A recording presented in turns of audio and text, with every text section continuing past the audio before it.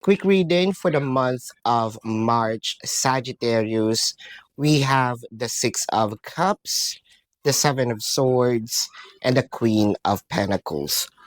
So, ang nakikita natin dito ngayon, nagsisink in kay person no, na niloko ka niya, no?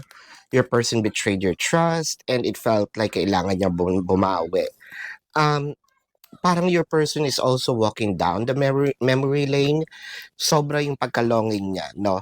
Yun nga lang, siguro nahihiya din siya with the Queen of Pentacles kahit gusto niya bumawi, ibigay sa'yo um, kung kumbaga, kunin uli yung trust mo, bigyan ka ng regalo.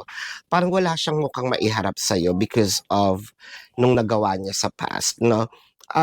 Pero kung bibigyan to ng chance, it felt like ito kasi yung mga araw na kapag lumakas ang loob niya, chances are, or ito yung buwan, no? Chances are na mag-offer ito ng either reconciliation or maging kayo, no? Dun sa mga no labels.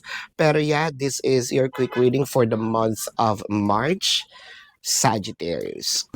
Predicting future is my purpose. Yelling the stars align.